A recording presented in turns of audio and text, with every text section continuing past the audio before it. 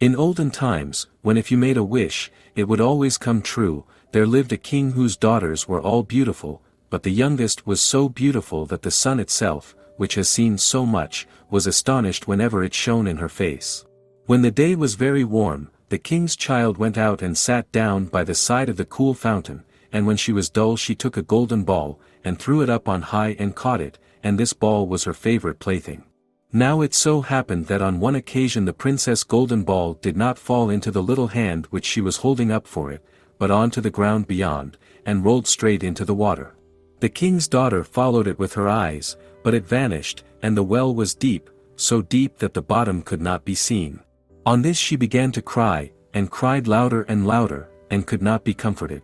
As she was complaining, someone said to her, "What troubles you, king's daughter? You weep so that even a stone would show pity." She looked around to the side from whence the voice came, and saw a frog stretching forth its thick, ugly head from the water. "Ah, old water splasher, is it you?" said she. "I am weeping for my golden ball, which has fallen into the well." "Be quiet, and do not weep," answered the frog. "I can help thee. But what will you give me if I bring thy plaything up again?" "Whatever you will have, dear frog," said she. "My clothes, my pearls and jewels, and even the golden crown which I am wearing." The frog answered, "I do not care for thy clothes, thy pearls and jewels, or thy golden crown. But if you will love me and let me be thy companion and playfellow, and sit by thee at thy little table, and eat off thy little golden plate, and drink out of thy little cup, and sleep in thy little bed. If thou wilt promise me this, I will go down below, and bring thee thy golden ball up again." "Oh yes," said she. "I promise thee all you wish, if you will bring me my ball back again." She however, thought, "How the silly frog does talk. He lives in the water with the other frogs, and croaks, and can be no companion to any human being."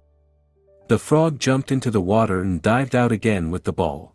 He threw it to the girl, and said, "As I have fulfilled your wish, so must you keep your promise to me." The king's daughter was delighted to see her pretty plaything once more, picked it up, and ran away with it. "Wait, wait," said the frog. "Take me with thee. I can't run as thou canst." But what did it avail him to scream his croak-croak after her, as loudly as he could? She did not listen to it, but ran home and soon forgot the poor frog, who was forced to go back into his well again.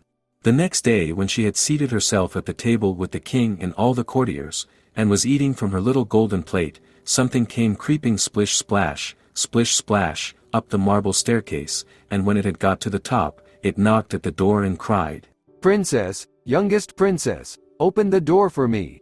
In the meantime it knocked a second time, and cried, "Princess, youngest princess, open the door for me. Dost thou not know what thou sightest to me yesterday by the cool waters of the fountain? Princess, youngest princess, open the door for me." "What does a frog want with you?" "Ah, dear father, yesterday as I was in the forest sitting by the well, playing, my golden ball fell into the water. And because I cried so, the frog brought it out again for me, and because he so insisted, I promised him he should be my companion, but I never thought he would be able to come out of his water. And now he is outside there, and wants to come in to me." Then said the king, "That which you have promised, you must do. Go and let him in." She went and opened the door, and the frog hopped in and followed her, step by step, to her chair.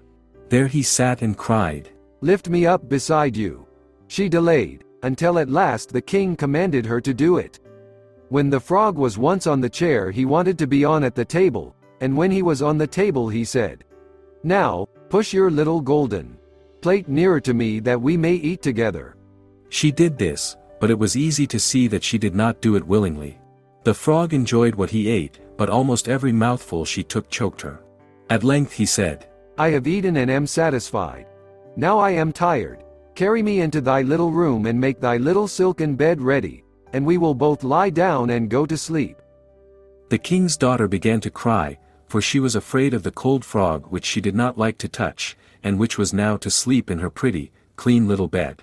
But the king grew angry and said, "He who helped thee when thou wert in trouble ought not afterwards to be despised by thee." So she took hold of the frog with 2 fingers, carried him upstairs, and put him in a corner. When she was in bed he crept to her and said, I am tired. I want to sleep as well as thou. Lift me up or I will tell thy father. Then she was terribly angry, and took him up and threw him with all her might against the wall. Now, you will be quiet, you horrible little frog, said she. But when he fell down he was no frog but a king's son with beautiful kind eyes. He, by her father's will, was now her dear companion and husband. Then he told her how he had been bewitched by a wicked witch, and how no one could have delivered him from the well but herself, and that tomorrow they would go together into his kingdom. They then went to sleep, and next morning when the sun awoke them, a carriage came driving up with 3 white horses, which had white ostrich feathers on their heads, and were harnessed with golden chains, and behind stood the young king's servant, Faithful Henry. Faithful Henry had been so unhappy when his master was changed into a frog, that he had caused iron bands to be laid around his heart, in case it should burst with grief and sadness. The carriage was to conduct the young king into his kingdom. Faithful Henry helped them both in, and placed himself behind again, and was full of joy because of this wonderful end to their troubles. When they had driven a part of the way, the king's son heard a cracking behind him as if something had broken. So he turned round and cried, Henry, the carriage is breaking. No, master, it is not the carriage. It is a band from my heart, which was put there in my great pain when you were a frog and imprisoned in the well. Again and once again while they were on their way something cracked, and each time the king's son thought the carriage was breaking, but it was only the bands which were springing from the heart of Faithful Henry because his master was set free and was happy. The main idea of The Frog Prince is the transformative power of kindness, compassion, and fulfilling one's promises. The story teaches us that treating others with empathy and honoring our commitments can lead to personal growth and positive change. It emphasizes the importance of looking beyond outward appearances and recognizing the inherent value in every individual. The transformation of the frog into a prince symbolizes the rewards that come from practicing empathy and fulfilling one's word, ultimately leading to a happier and more fulfilling life.